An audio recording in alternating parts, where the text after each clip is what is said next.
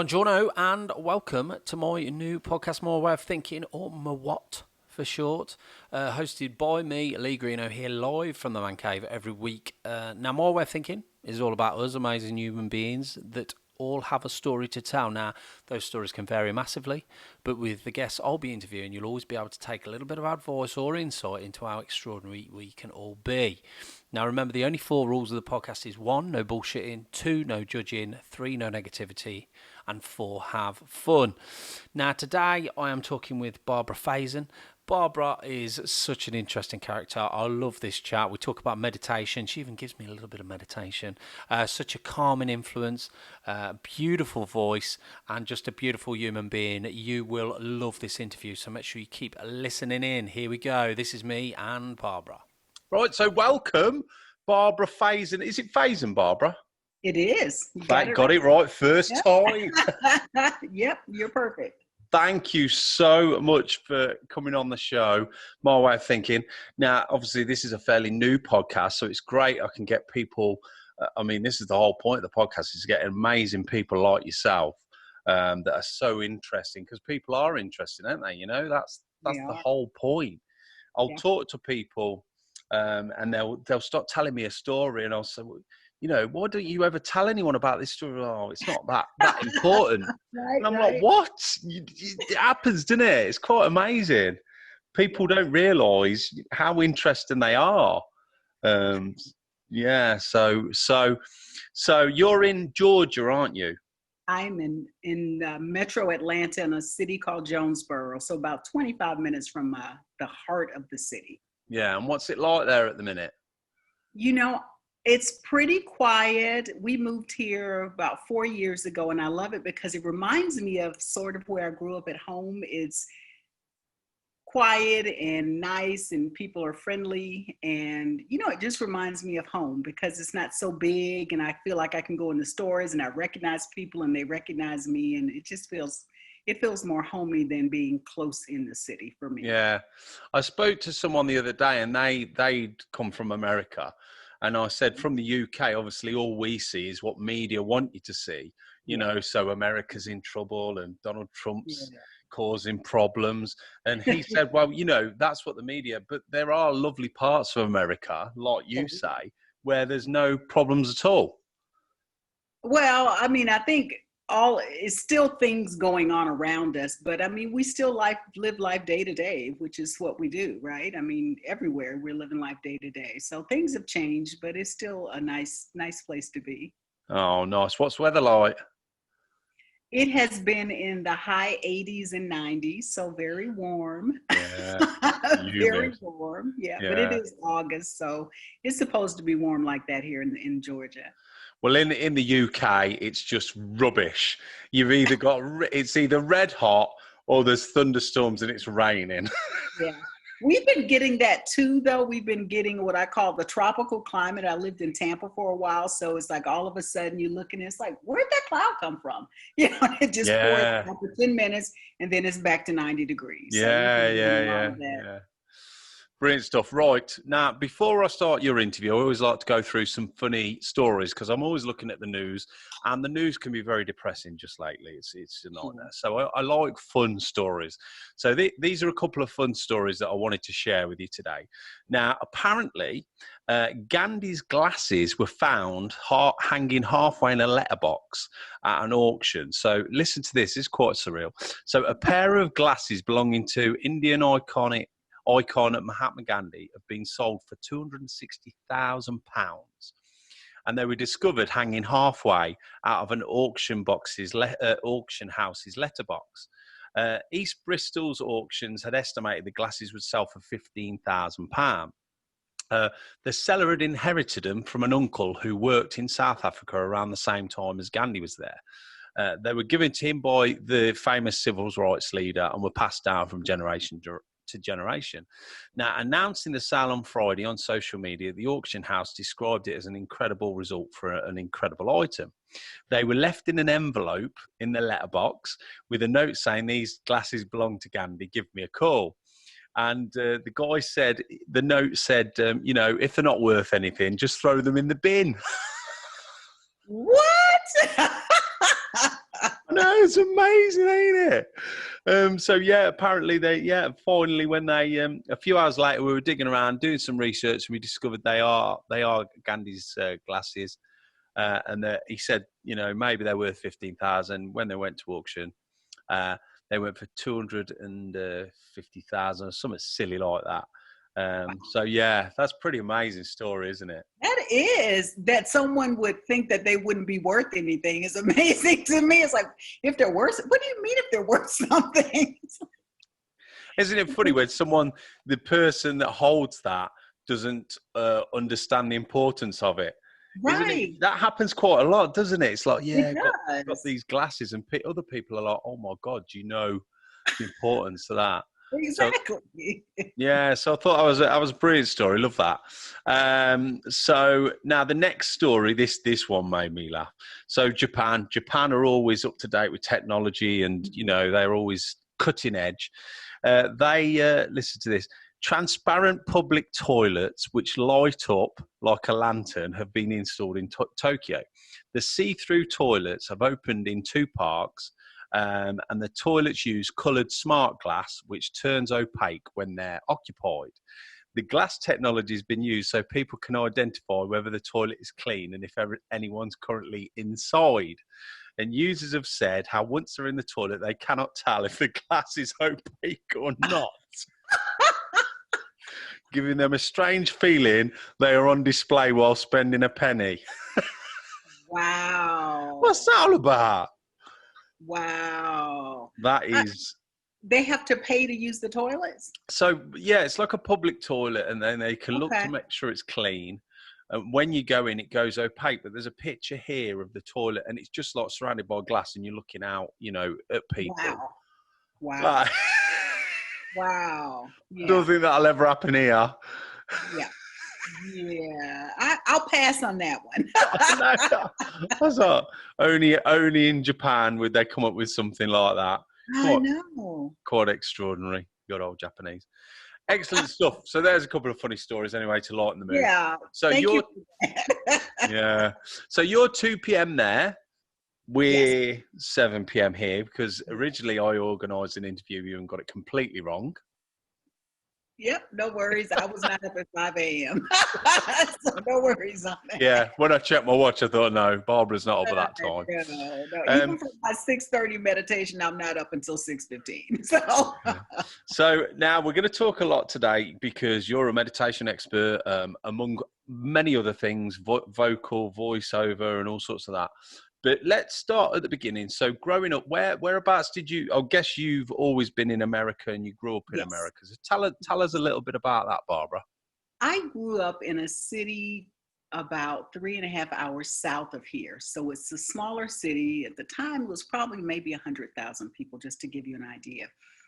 But it was, my brother and I laugh and joke because my parents were teachers. My mother was a teacher. My father was a librarian. So we grew up it was Albany, Georgia. So we call it the Albany, Georgia teacher bubble. So all of our friends were like teachers' kids. And so, but it was just, just a nice city. In fact, it's called the Good Life City is what it's known to be called. Yeah. And about 3.5 hours south of here. And I lived there. And then I went to Tuskegee University in Alabama to go to college, where I majored in engineering. Go figure. Yeah. Because I wanted to have a job when I graduated college, and at the time I did creative stuff, but I never saw the creative stuff as how I wanted to make my living because I'm very logical and practical. And that just was like, doing what? No, I'm going to go get a job and make some money and, do what you do. And so then I moved and started working for companies like IBM and, started my corporate life. And I did corporate until 2017 is when I officially kind of left, I like to say full-time corporate life. Yeah. And on the way, got into meditation because I was struggling. You know how we get to that point and this makes no sense. Why am I doing this? Why is this important? Asking all these life questions. And that's how I kind of moved into the meditation space. Yeah. Because someone told me I needed to be quiet. So that was 2017. How long had you been in that corporate sort of scene then for? I started corporate. I graduated college in 1984. and went right into corporate. So I did corporate about 30 years. Yeah. Yeah, different. I wasn't with IBM for 30 years. I did Yeah. IBM and I did Georgia Pacific, which is a big company here. And then I did PricewaterhouseCoopers, which is also an international company. Yeah. And, and some other places in between and spaces in between. I moved out of engineering and moved into doing different things like technical support. Yeah. So thank goodness, because I have a strong understanding of technology and how to use things. And it's really been helpful with my life. Yeah. And I got back into writing. So I wrote, I wrote a book called Yeah. Why Struggle? Life is Too Short to Wear Tight Shoes. Yeah. And that was my trying to figure this life thing out to make life less stressful. Yeah. So if we go back to that, because this always interests me, Mm-hmm. and I spoke to someone about this recently. When you leave school and you're at college or university, people say, well, what do you want to do with your life? And you don't really know, do you? And it's funny that you don't know for the first half of your life, really. You're just working it out. You really, I mean, I was in management roles and things like that. And eventually I just said, hold on, the money's great, but I want to be happy in my life. And I remember hearing someone say, be happy. It doesn't matter about the money. If you're happy what you're doing, that is the ultimate. So how do you feel about all them years? Do you feel like they're wasted, or did you enjoy it, or? I feel like they were the foundation for where I am. One of the things I think I've learned through my meditation practice is that everything is purposeful. So all the years of IBM and all the years of all of this corporate stuff, it really gave me a discipline in life and how to show up to life, how to show up to situations, how to have a level, and my parents too, because my parents were really great about teaching me how to do things in life. And so then I carried that into the job, and I got to meet so many interesting people, like you said, I would have never met. So it has laid a foundation. And even as I move into my voiceover work, when I'm auditioning for things, that they're looking for someone who we're doing an HR coaching conversation on e-learning. Guess what? I can do that because I did HR and I kind of know what that sounds like and that feels like because I have that background. So it's all purposeful. And once I got that, I don't struggle with, man, that time was wasted, because it served a purpose. That's a great point, because I'm exactly the same. Because everything, whether it's good or bad, it's all a learning. You're learning from it. It's all experience, and I'm the same as you. I try to be as positive as possible, because if you are gonna, it's up and down, isn't it? It's a roller coaster, but it's all learning and brings you to where you are now.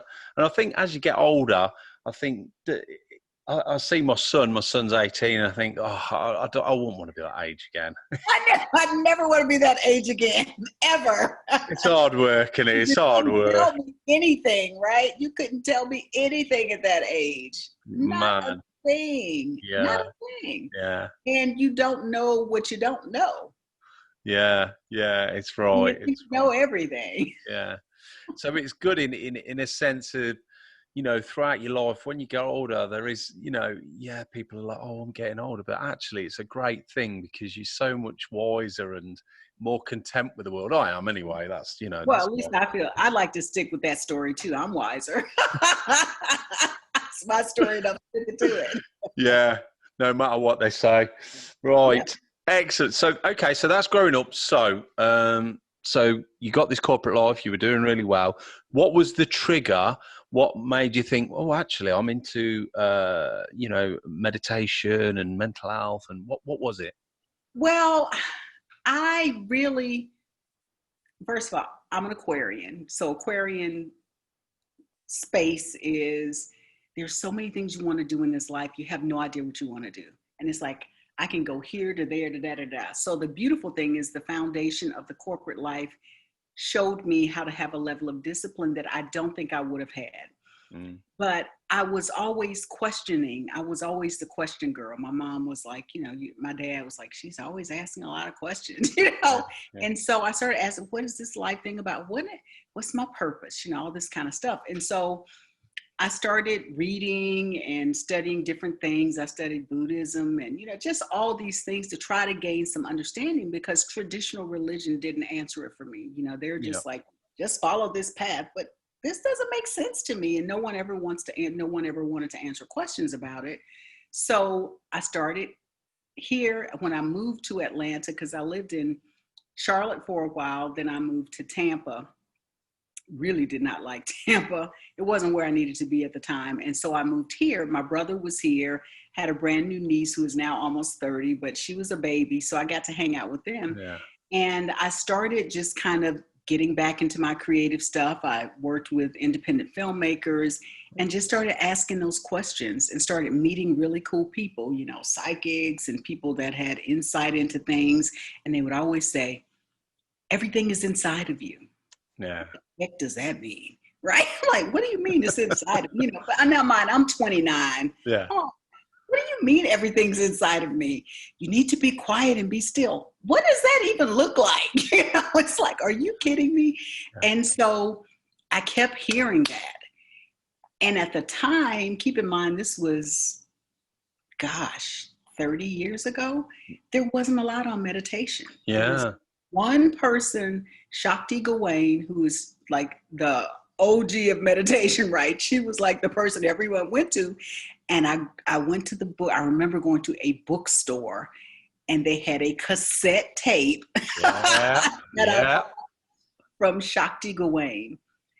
And it was 30 minutes long. And I thought, just poke my eyes out. There is no way I'm going to be able to sit down for 30 minutes and listen to this. And I started practicing. And it was a struggle because I didn't get what it was all about. But I persevered and I kept, and I just remember, what was it? I just kept trying to do a little bit, and I did a little bit every day, and I kept doing a little bit and just kept finding and trying and going and going and going. And I played around with it for a while. Then I came back to it. I let it go. I came back to it. And then I remember one year, I was just struggling. I mean, I was living life and everything was okay, but I just wasn't happy. Yeah. You know, it's like, this cannot be what life is about. You start the rat race, kind of like where we are in COVID-19, right? It's like, this has been a great planet reset for everyone, personal and planet reset, because life had gotten to the point where it's like, okay, you get up, you go to work, you know, you know, it's like it's like Groundhog's Day, you know, it's like, okay, so it's another day, same people, same situation, you know, so you just kind of have this, it's really what it's like, they say, this low grade of anxiety and depression, right, that you start to feel, because it's like, I know this cannot be what I'm supposed to be doing right now. You know, so I just kind of started and I kept playing around with it. And that's when I started working on the book, and I started doing these meditations. And, you know, I didn't know what the heck I was doing. But, you know, when I came up with the book and I came up with these 25, it's like a map for living, right? What are the things that are important that in 40 years you're still going to look back on? You're going to look back and say, was I kind? Be kind. Did I take time to myself? Did I love myself, right? Did I develop a belief system? Because maybe I don't believe the things that my parents believed. Yeah. Right? And some things we do believe, but some things are a little bit different, you know, from what we learn and experience. So that's kind of how I got into it. And then I just naturally gravitated to it. And I'm a teacher by nature. It's in my blood. So I love learning. I like to say I'm an LLL, a lifelong learner, and an LLS, a lifelong sharer. I just believe that that's part of what I came here to do, is to learn and grow and use my life as an example for others to look at and go, okay, well, that's interesting. And that's a way that you can do it. And also take in what other people share. Yeah. And I think what you said there about meditation, because myself, I'm interested in meditation. I'm interested in it because my mind works 100 miles an hour. It always has.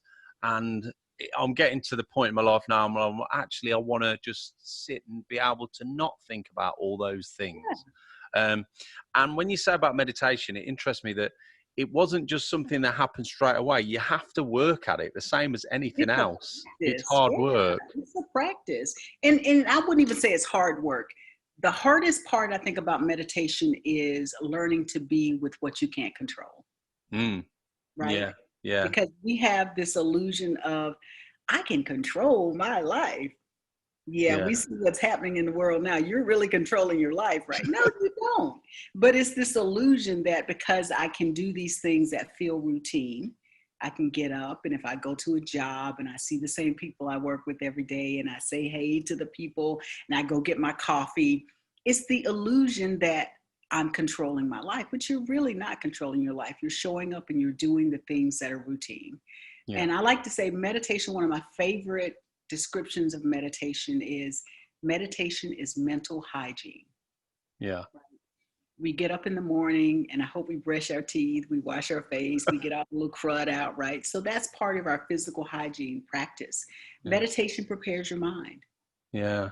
And our mind is what we use all day long.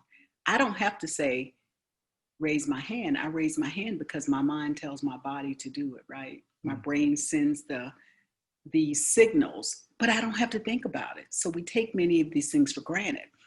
When we start with the meditation practice, it allows us to be with what is, to be with those feelings, whether they're comfortable or uncomfortable, to be with where we are.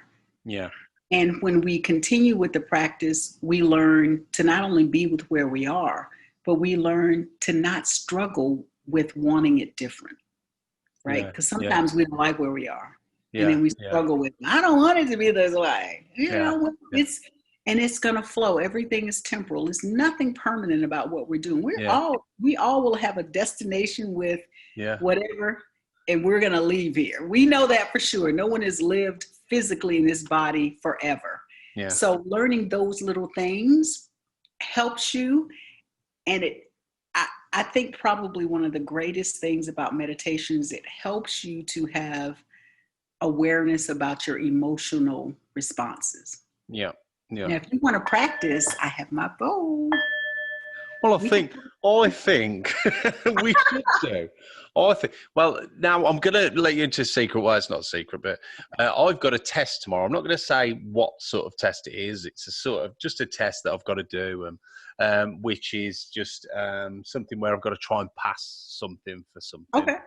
Mm-hmm. It's been stressing me out for a while. And I'm thinking, right, I'll get up in the morning, got to have a bit of a routine, have a good breakfast. It's midday. So I'm thinking, what can you give me a meditation now, sort of few minutes that will just help me in the morning to smash it? Absolutely. You ready? Go on then. Go for it. Okay. So I'm going to use this just because it's here and it's just kind of cool to have my tone. Okay, so we'll use this tone and I'm just going to walk you through. Okay. So just listen for my guidance. It ain't that seriously. That's what I always tell my group. It is not that serious. I'm taking it serious. It is just meditate. It is really not that serious. Okay. It's just practice. Yeah. And I promise you, you're not going to win $1 million. Oh, well, that's no good. You won't lose $1 million. Oh, that's okay. Okay. So, all right. So let's begin. Okay. All right. So just take a moment and just put one hand right in your heart space right here. Okay. And take a deep breath in. Breathe in. And out through your mouth with a loud sigh. And just notice how you feel right now. Take in that feeling. Notice any feelings, any emotions, any sensations. And I'm going to give you a little breathing practice. You can do it anytime. So what we'll do is we'll breathe in for a count of 4. We'll hold for a count of 4. So we'll release for 4, and then we'll rest. We'll do that a few rounds because that'll help your body relax a little bit. And I'll count, so you don't have to worry about counting. So breathe in, 2, 3, 4, hold, 2, 3, 4, release, 2, 3, 4, and rest, 2, 3, 4. Breathe in, 2, 3, 4, hold, 2, 3, 4, release, 2, 3, 4, and rest, 2, 3, 4. Breathe in, 2, 3, 4, hold, 2, 3, 4, release, 2, 3, 4, and rest, 2, 3, 4. Breathe in, 2, 3, 4. Hold, 2, 3, 4. Release, 2, 3, 4. And rest. Continue breathing with your eyes closed. Now I want you to imagine, see yourself walking in to wherever you're going to take your test. And if you don't see, just feel your body as if you're doing it. And see yourself walking in, having a seat. You see the test in front of you.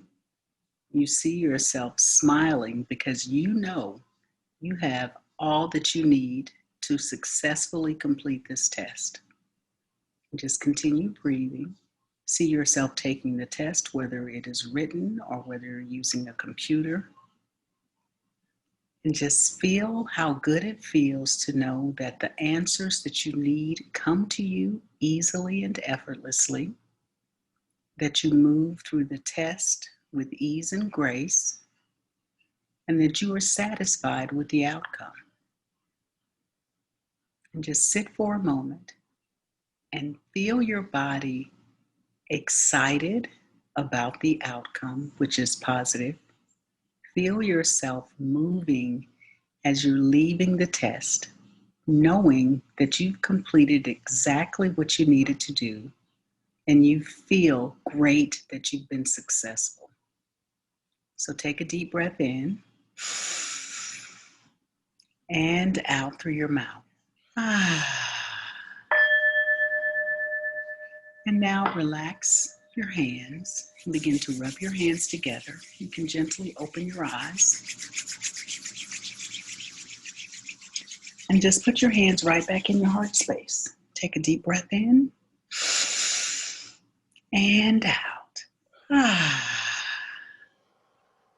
And open your eyes. So how do you feel? I feel lightheaded. Okay. But I did when you said imagine, I was there. Mm-hmm, mm-hmm. And I like that because it felt good. But if I fail my test now, I'm going to blame you. You're not going to fail your test. Yeah. And and you're as a director and a filmmaker, you're probably very visual, right? Yeah. You can see.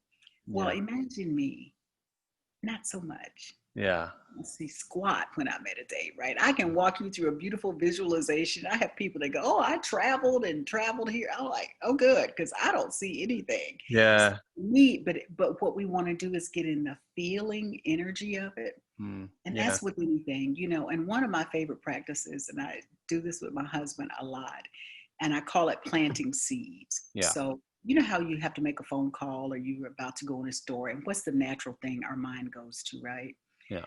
Man, I got to go deal with these people, and they're going to be like, we're not going in. Oh, I'm going to go into the store, and they're just going to be. It's just not the way the brain operates.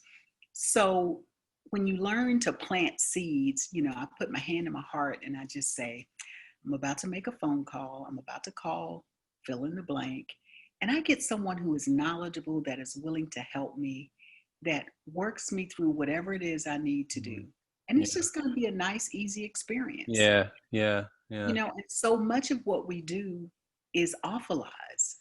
Yeah. We awfulize because it's the way the brain operates. Yeah. And so meditation helps you learn to retrain your brain and go, I'm not buying that, because everyone wants to help me. It's one of my favorite affirmations. Everyone loves me and always wants to help me. It's one that I picked up from Louise Hay, who's a master affirmation person. And we learn to train our brain to automatically go to something positive instead of where it's naturally going to go negative, because that goes back to that, when we lived in the caves and, and our brain is still in that mode until we learn to rewire it and do something. Yeah.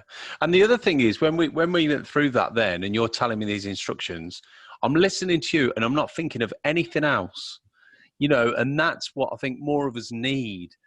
because we've got so many things, especially with COVID and everything on our mind. But to actually, for our mind to take a rest just for a few minutes is a great thing, isn't it? Yeah, it is. And it's practice. It's one of my favorite things to say. It is practice, whether you played an instrument or whether you've done sports or you're doing whatever. We practice to get better at something, not necessarily for perfection, but to get better at it. So if I went to the gym and I decided I was going to go to the gym and just work out real hard one day, but I don't go back for 2 weeks, it's not going to be as effective. Yeah. But if I do something daily, which, Yeah. as you know, I do a daily online meditation practice with my group, and we just sit for 15, 20 minutes. I'm not saying go sit for an hour. We sit for 15 or 20 minutes and do just what I did. We breathe and we think about our day. We imagine our day. And what happens is we can't control everything, but we can go into it with an idea of how we want it to go. Yeah. And because we practice, when it doesn't go that way, hopefully we can recover a little quicker. Yeah. I know we're all in close quarters. I have my husband here, and I'm sure there are times that, I've not been the best person. But I can't believe that, Barbara. Yeah, trust me, he's right back there, honey. He's hiding under the table. And that's the thing, is that none of this exempts us from being exempt from feeling pissed off or aggravated. It is all a part of the human experience. And that's part of, when I started looking at all of these things in life, it's part of the we came here to experience life. Yeah. Life doesn't mean that we sit here and every day everything is just going to happen exactly how we want it to. That's not life. However, when things don't flow the way we want to, what do? Do we get pissed off about it? You can. Sometimes I do. Sometimes, trust me, sometimes I do. And I like to think that I recover quicker. But there are times that my husband is the one that recovers quicker. A lot of times. I can imagine. Now, Barbara, obviously when you said you were in the corporate life, you were a bit unsure where you were going, you were depressed. What's the big difference now between that yourself then and yourself now? Now you've got into meditation and all these things. Can you see is it a stark contrast, is it? It is, I don't think it was stark, because the way I was raised by my parents is to accept where you are, so, and look, my life was not horrible, trust me. You know what I mean? It's like, I grew up middle class, we never struggled for anything. So I don't have those stories of, this person did this. I don't have any of that. So even for me, when I was struggling, it really was not a struggle. It was just not what I wanted.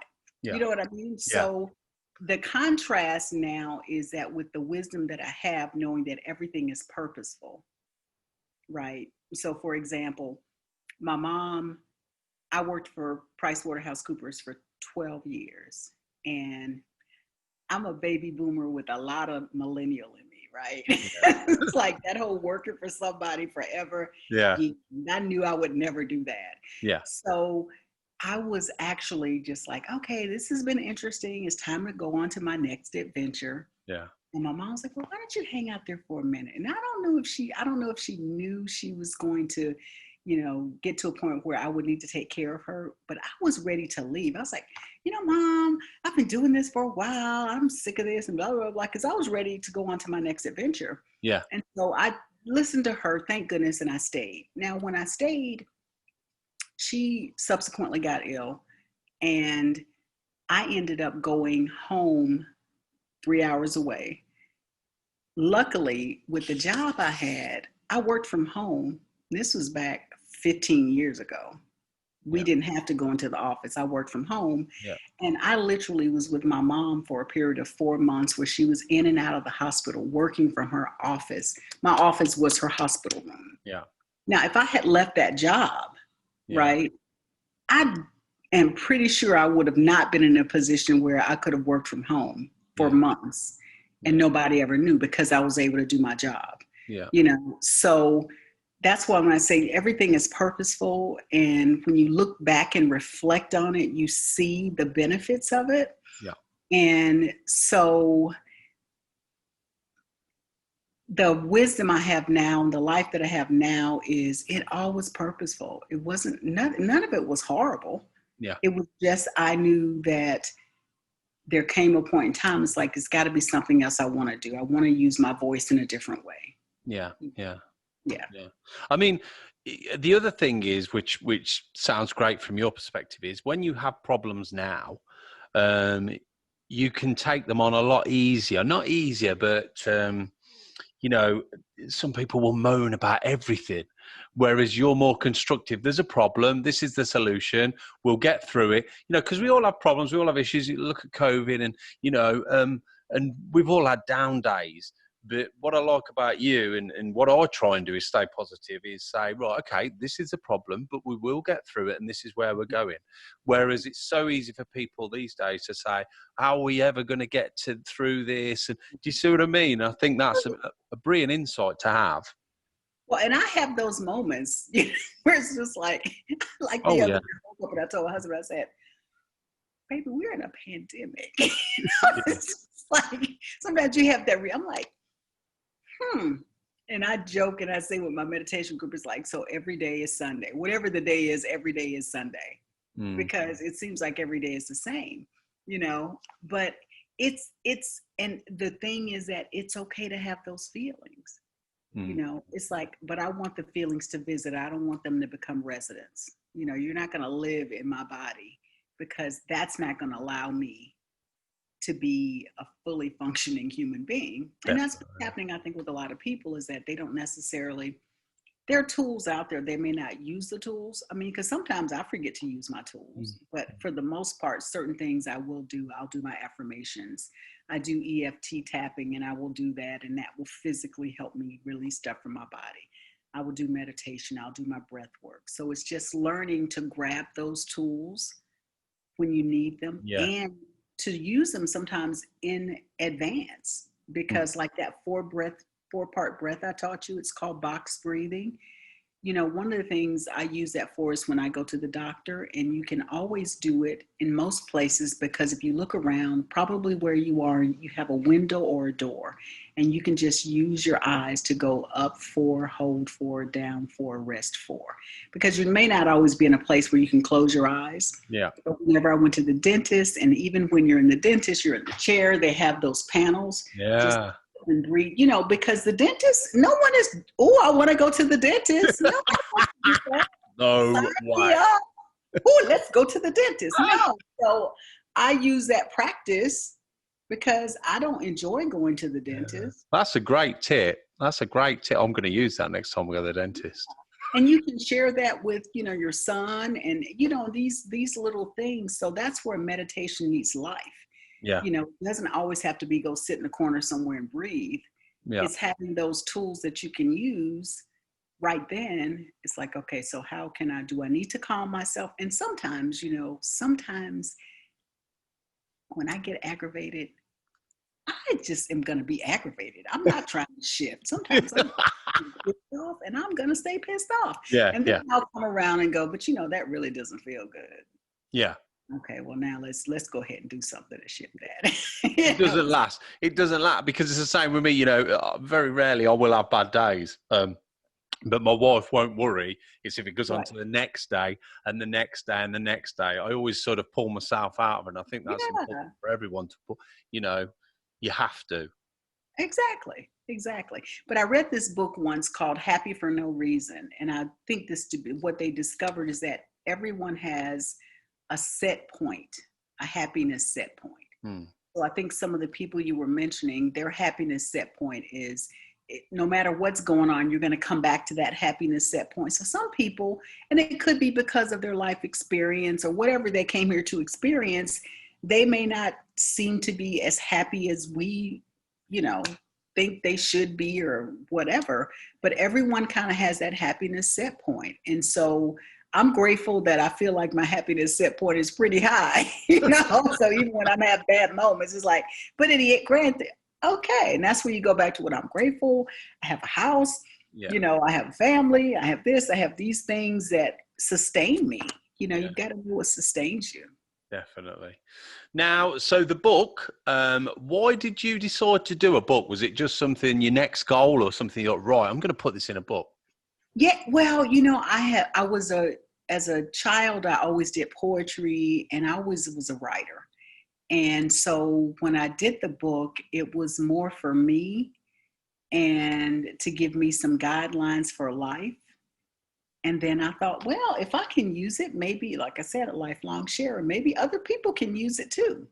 Yeah. And so I went out and, back then, back in the old days, The and it's old still days. the old days, we didn't have social media. You actually had to send out press kits. I don't know if you remember those, where Yeah. you printed stuff and all this kind of stuff. So I did all of that, and I sent out proposals, and no one took the bait. So I'm like, okay, well, I'm going to publish it myself. So I published it. I self-published, Oh, brilliant. and but I always wanted to be a published author. And I had this conversation with a friend of mine. It's like, some people, I'm not a big dreamer, right? I don't have dreams. And one of my meditation friends is like, no, because you just decide you're going to do something and you do it. I'm like, oh, is that what it is? Sometimes you don't even see your own perspective. I'm like, oh, yeah, I guess I do. So I decided I was going to publish the book, and I did. And, and then I republished it a few years ago for the 20-year edition, because I wanted to create something that would be able to stand over time. Yeah. The topics in the book, it doesn't matter if you read it 20 years from now, unless we moved into this utopian life, we still need to look at these areas of our life. Yeah. I wanted to have Where did the title come from anyway? What's that all about? meditation. Yeah.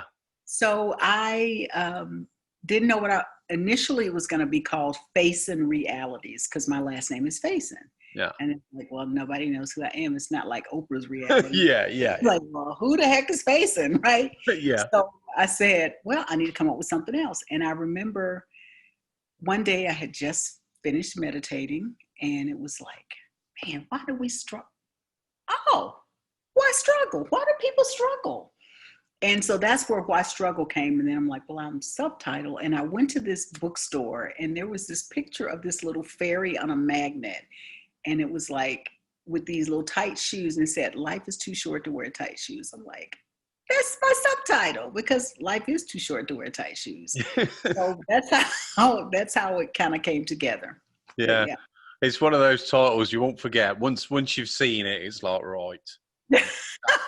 Because it is true. And then it's the reminder, why do I struggle? Why struggle? Yeah. There's no struggle is not required. Yeah. We don't have to struggle. Just let it go or let it be.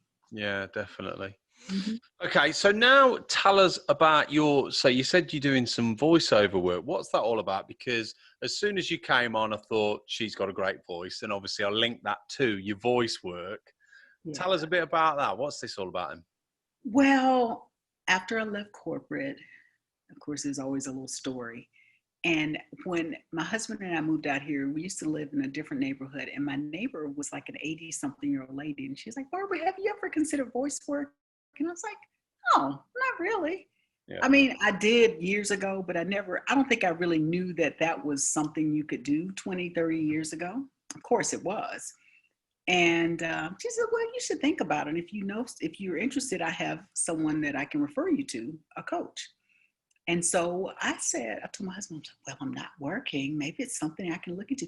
Maybe I'll get back into my acting stuff, right? Because, I'm like kind of enjoying not being tied down to anything. And so I said, well, I'll look into it. And I had another friend that taught voiceover work. So I called her, and she's like, well, I'd love to have you train with me. And then I talked to someone else. And so what I said, okay, this is what they're doing now. You work with coaches, because I couldn't find like a program. So I went to the first lady, and she said, how I work is I train with people, and I encourage you to come and watch how I train, because she didn't do necessarily an hour. So I went and I said, okay, God, universe, creator, whatever you want to call it. If this is something I need to pursue, I'm going to need a big sign that I need to go down this path. And because I'm feeling like it, but I just wanted to be sure. So I got there. As soon as I pulled up, she said, Barbara, I just got an audition for a 50-year-old Black woman for da, da, da, da, da. Are you interested in auditioning? I'm like, yes. And she said, after I finish coaching John or whatever his name was, then I'll walk you through it. So that was Friday. I got done with her at 5. She sent it off to the producer. And by Monday at 9:00, he said, when can she record? And I went in on Tuesday. I was in and out in 15 minutes. Yeah. And I said, okay, well, and I got a check. I was like, okay, well, maybe this is something I need to pursue. Yeah, definitely. So that's how I got into it. And then I did not train with her. I trained with another lady who I absolutely love, and she's been very helpful. And so I started down this path of, and I'm the type of person that when I start something, I'm going to research it. I'm going to get all in it. So I studied the path, and I'm connected with different groups on Facebook, and I have an accountability partner that I've been working with voiceover. So that's how I got into it. And I absolutely love it because it's just another way for me to use my voice. So I use my internal voice to help me with my external voice. And I've been so grateful because the projects that I've had have been projects that I like. I've been doing stuff around nonprofits and water and the environment and, just cool projects. Nothing that I'm like, I don't want to sell that, because we know it's all sales. I mean, everything you do is sales, right? So. Yeah. It's surprising, about voices, because I think everybody takes it for granted. But I always try and do a bit of a vocal warm up. I listened to sort of TED talk or sort of vocal coach, and it's surprising. You should look after your vocals.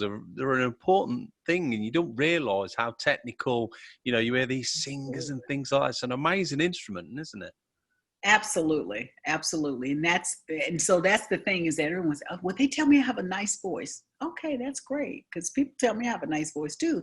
It is how you use the instrument. You can have a beautiful piano, but if you don't know how to play it, it's true. It doesn't matter. So it is, and it is training, and because I enjoy learning, and I do feel like I have a decent voice, and I have a pretty decent range of voice. And because I've done things like Toastmasters, which is an international, public speaking, I've done that, then I have different ways to look at my voice. Now, when I started work with my coach, one of the things she had to coach me on was, she said, okay, I get it. You're very articulate. Now you need to let some of that go.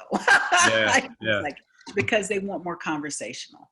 Yeah. She's like, talk to me like you would talk to your girlfriends. I'm like, you really want me to talk to you like I talk to my girlfriends? Because that's a whole different. Because you were probably trying too hard, and they wanted more. And the corporate. Yeah, and the corporate was coming in, the articulation. But I'm articulate because my parents required me to be articulate. I had parents who were teachers. Like, none of this lazy tongue, and so articulate was, what is that? So that was kind of where I had to back in, just like, okay, to know when I'm being over articulate. Yeah. Versus just, okay, if I'm talking to my girlfriend, Regina, this is how I would sound. If I'm talking to, someone at the job, it's a different tone, different sound. Definitely. Yeah. Now, one thing I was going to ask you, actually, with all the mindfulness and everything like that, where do you sit with religion and faith and things like that? Does that come into it, or is that something that you're not really? It's totally, they're not mutually exclusive, If you start looking at the practices, because they're all practices, right? In Christianity, you have the contemplative meditation. If you look at all of the religions, they all talk about going to silence and being quiet, right? And it's just how they approach it. So I don't think any of it precludes anything. I think you can be a Christian and meditate. You can be a Christian to me and be a Buddhist, because Buddhism isn't necessarily religion. It's more a practice. So I don't think. You don't have to be religious to be, to meditate. But do you get, when you, because I've heard this before, and you can tell me, you're the expert, but when you meditate, you get to a certain level where it's almost an out of body experience, something not religious, but something, you know what I mean? It's Mhm. spiritual. Is that Okay. right? It maybe, and like I said, and the thing about meditation is it's like it's similar to your fingerprint. Every time you sit, it's a different experience. Yeah. So it's not like you sit down to meditate, and you don't always sit to meditate. People run and meditate. I crochet, and that's meditative, Yeah. right? Eating can be a meditation. One of my favorite definitions of meditation, Dr. Michael Bernard Beckwith says, meditation is paying undistractable attention to the present moment. Yeah. And to me, that makes it more attainable. Yeah. That sounds. So what we're doing now can be considered meditative because we are paying undistracted attention to each other and having this conversation. Yeah. And so when I look at it that way, it's hard to try to put it in a box because you can't. Because if I were to lay 5 people out, everyone would tell you it's a different experience for them. Yeah. And Yeah. that's to me what makes it beautiful is Yeah. that you felt how you felt when I walked you through that. And that was just one simple practice, but you can just sit and just breathe or just sit and zone out. And that's still meditative. Yeah. So none of it has to do with religion. It just has to do with making a decision to tune into how you feel in your body Yeah. and to connect with that feeling. Yeah. Yeah. And the bowl you use, what's the significance of that when you made that noise? The bowl, you'll see a lot of the bowl is, Oh, you'll hear people talk about sound vibration. yeah. So this particular bowl is blue, and it's tuned to the throat, what's called the throat chakra, if you're familiar with energy centers. So there are 7 energy centers that line up from the base of your spine all the way up to the crown of your head. You may have heard. Are you familiar with I've heard chakra? of it. Yeah. Chakras? Yeah. So they all vibrate and have a different color. And so blue is the throat chakra. And since I use my voice, I thought I should have a blue bowl because like, oh, and when I picked it up at the store, it just naturally, how something just calls you. I'm like, oh, okay. So I use it as the beginning and the end of my meditations. And you can use these bowls have been tuned to healing frequencies. So Yeah. that's why you hear a lot about sound vibration. So you can feel your body responding to the tones because our body is just filled with all kinds of stuff. And so the tones impact anything that's going on in our bodies. And so it can help you with healing. Yeah. I found the bowls when I go to a sound vibration session, they have helped heal me with some physical stuff over the years. And Yeah. I'm grateful for knowing that that's a simple practice that I can do, that I Yeah. don't have to do anything but just be still and just let the bowls, you know, like, yeah, I don't have to do anything. Okay. Now, so obviously you did this book. You've redone it 20 years later. You're still doing all these different things. What's the future look like for Barbara? What are you? Is there anything you're thinking? Oh, I might fancy doing that, or what are you looking forward to? I am looking forward to continuing to expand my voiceover work, my voice work, and continue to expand in the meditation space. I do right now the daily online meditation during the week. It's Monday through Friday. It's in the morning, and on the weekends, it's in the evening.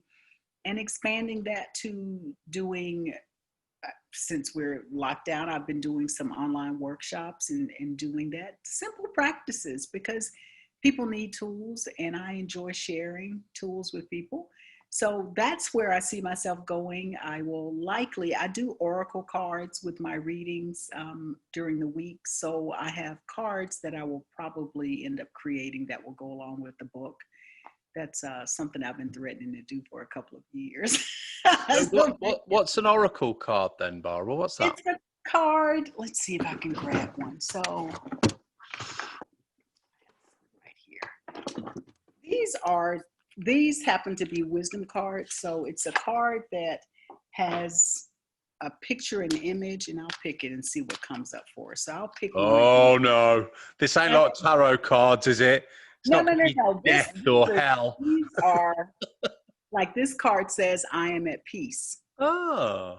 And then on the back it says, I relax and enjoy life. I know that whatever I need to know is revealed to me in the perfect time and space sequence. Oh, I like that. Yeah. So these are I use these in the morning, and I use this to guide my meditation. And what's funny is I'll meditate with between 12 and 15 people in the morning. And most of the time when I pull the cards, people go, that card's for me. And it's like, the card is for all of us, so I have wanted to do cards based upon the affirmations in my book and add some more. So that's likely I'll eventually get to do it. I'm at that point now. I was like, I don't know if I feel like doing all that, but I'll eventually probably start doing it. Now, you're very positive, Barbara, and you've got a great outlook. What sort of advice would you give to someone who maybe is struggling to be positive, or, is struggling with certain things? What sort of advice do you think you could give people to have a good outlook like you have? Well, I think the key is to be with where you are and to know that you don't have to stay where you are. So even if you're feeling what you view as negative, know that it can pass and it will pass, and take the time to reflect on the choices you made, because it's all about choices, the choices you made that put you where you are, right? And I think if we can learn to take that time for introspection and self-reflection, then we can say, okay, well, this is where I've been. This is what I've learned.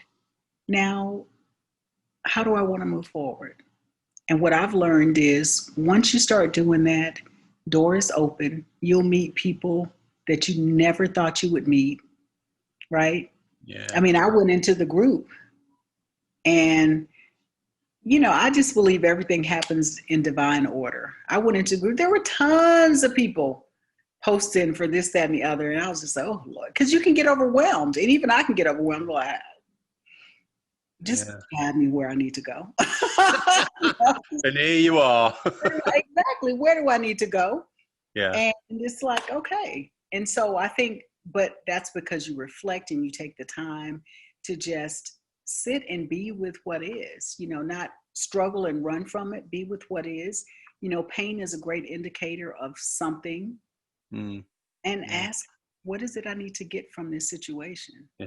Right? I think also what I find is people can worry about things that may not happen, or, and that can cause loads of stress when, I'll turn around and say, well, that may not happen. You are building it up inside your head, and it's making it worse and worse.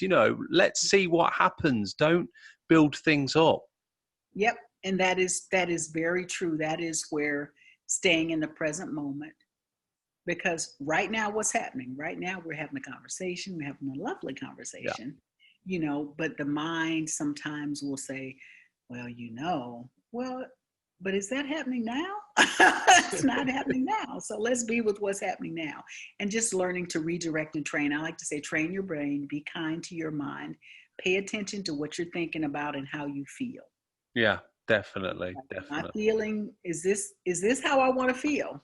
No. Well, what can I do to shift it? There are different things. One of my favorite practices I share with my group is when you feel, if you're not feeling good, just do a temper tantrum. You know how you see like a 2-year-old, they're just like, because when you do that, your body, the energy in your body shifts. Yeah. You're not going to feel like you felt once you do that, right? Or you scream. So those are little things you can do to shift where you are. If you don't like where you are, do something to shift it. Don't fall into the habit of, I can't do anything about it. And you sure can. You can make a different choice. We are powerful with our ability to use our mind and to make a different choice. I'll remember you say that, because later on when I go into the living room and start screaming and jumping up and down and my wife says, what's the hell's going on? I'll say, look, Barbara told me to do it. Barbara told me to. That's right. But I always say, blame it on me. I tell my Now, husband that when people don't want to, just say my wife won't let me. yeah. Now, I always say to guests, I'd like them to give me some idea of a favourite they've got, whether it's a film or a food or a book or just something that's relatable Okay. that other people. So, say if you say a certain film, other people can watch it. A food, people. So, just something Okay. that people can access to as well. Did you think of anything? I did. I have. Oh my gosh, it is so challenging for me to pick one thing. Yeah, However, I'll pick a couple if you that's can okay. have two. Yeah, go on. So one of our favorites on Netflix is Kim's Convenience. I don't know if you watch that show. I've not heard. I don't think that's on England. It is. It is. It's got to be. They're out of Canada. Go It's on. a family out of Canada that owns a convenience store. They're Korean, and it's about their life, and they have two children. It is so cute and family friendly. Kim Convenience, right? Kim's Convenience, yeah, and they are just adorable. And we watched 3 seasons, and we kept, when is the new season coming back? And so Yeah, it's like that after hooked a you in. And yeah, what was but it? What was it about that you really enjoyed, Barbara? it was just entertaining because it was good to see a family, and every family, regardless of any race or ethnicity, we all have the same stuff. The father was estranged with the son, and the mother and the daughter were trying to, and it was just watching them grow up and the parents having their view of how the daughter should be and how the son should be, and the different characters that came into the convenience store. It was just entertaining and lighthearted, and we just fell in love with it. And we'd even watch it with our son, who is, he's 16, and he will watch it with us. So it's nice to have a family show Yeah. that you can watch, right? Oh, nice, nice. Okay, I'll mark that down. I'll keep my eye out for that one. What else? What else did you pick? Oh, and I love Frankie and Grace, which is on Netflix. And we balance Ozark. I don't know if you watch Ozark. Yes, Ozark. I had to balance Ozark with Sweet Magnolias, because Ozark, it was like, whew. Yeah, man. Well, I'll tell you a little story about Ozark. We love Ozark, and just when lockdown happened, we had a couple of things happen, quite stressful, and we were in lockdown, so you couldn't get to certain places. And I said to my wife, what will make, because she was having quite a stressful time. And we talked about it for a while. And I said, let's get chickens. So we'll get chickens. We'll get 2 chickens. And we got rehomed chickens that were from battery farms. So they'd been treated really badly. And they were about to be slaughtered. So we had them, made a little pen, and we got them. And we called them Darlene and Wendy. Not Darlene. You named Darlene the chicken. Darlene and Wendy. Oh my gosh. I know. Is I'll tell you what, crazy Darlene is a crazy bitch. I know, yeah. Hilarious. That's hilarious. Yeah. I would have brought one in, but they're in bed now. But and so that was a beautiful thing. They had feathers missing now. They've got loads of feathers. They eat everything. They sit in the dog's bed. The dogs can't get in. They've overtook the house. And it's like, which one's Wendy, which one's Darlene? If we give something to Wendy, Darlene will butt in and take it out of her beak, and it's like, oh, she's definitely Darlene, definitely. Yes. That's what I was like. Darlene is. Yeah, great show. But so that other one was, what was it called? Frankie and Gracie. Frankie and Grace. Yes, got Lily Tomlin and Jane Fonda. Oh yes, I have heard about this. I haven't seen it, but it's entertaining as well. It's fun. It's just sharp writing. It's really engaging writing. And then when I need something kind of chill to remind me of home, Sweet Magnolias is based in Georgia. Yeah. Like after watching Ozark, I need something to calm me down. Yeah, that's it. I mean, you're right, because I love these shows like Ozark, but they're so deep and dark. You need that comedy. Sometimes I'll watch Brooklyn 99 or something like that. Just nice half-an-hour episode. I don't have to think everybody's going to get killed by a drugs cartel. I can just chill out. My husband, we were watching, and I said, okay, so what I've noticed is, you think the cast, and then like someone dies. So it's like we know who's gonna be. We know Wendy. We know I can't even think of his name right now. Martin. Yeah, Marty. Everybody else is game. They could be dead in the next episode, right? Yeah. Tell me about it. That's great. That's great. Now, so if people wanted to have buy your book or get in touch or anything like that, where are you online, Barbara? They can go to barbarafaison.com. And honestly, they can Google my name and my whole life comes up for the most part. So it's like if you just Google barbarafaison.com, you can access all of that from that site. And I'm on social media with that same name. On Facebook, I do use my J for my public page. So then that's where they can join meditation if they want to join meditation. And if you want to see some meditations, you can also go to YouTube, which is the same channel, Barbara Faison, and I have samples of what we do in the morning. It's called A Slice of Silence, as well as Wednesday I do a breathe, and I started because of the virus. It's called Let's Breathe Together, because I felt like we needed to come together. Because Facebook, I am the only person that's live. It's alive, but on Let's Breathe Together, we come in as a video. Oh, right, okay. On Zoom. So I get to hear people and see people. And I had someone recently that has been listening to my podcast for 2 years join live, which is really cool. Yeah. So she's been listening to the podcast and she started following me on Instagram and she came to join us live. So I'd never seen her live. But those are the things that I just, they're just priceless, Yeah, definitely. Be connected with someone and impact someone's life in such a way. Definitely. Now, your book, is that on Amazon as well, Barbara? It is. Yep, it's on Amazon. Okay, so it's on Amazon. Yep, you can buy it on Amazon or the publisher, which is Balboa Press.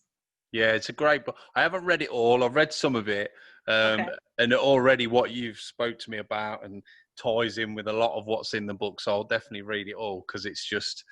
And what I like about a book, and especially books like this, is it's the similar thing that when you're reading it, you're forgetting everything else.